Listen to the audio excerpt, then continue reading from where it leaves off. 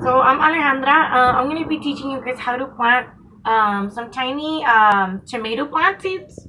So what you're going to need is seeds, some potting mix with any kind of container. You can even use like a plastic cup or something, whatever you can find at home, and a little container with water and some extra potting mix as well, just put on the top on top. So then what we're going to do, we're going to take 3 seeds. I know I have more here, as you can see. I have more, but you only need about 3.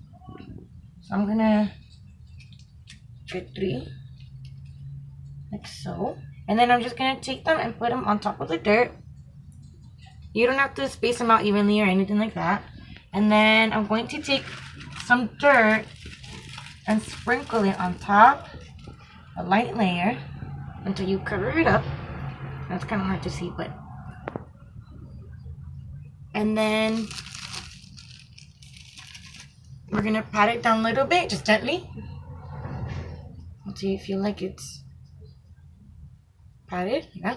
And then we're gonna pour a little bit of water, just a little bit, so it could be kind of like mud, tiny bit, just a little bit.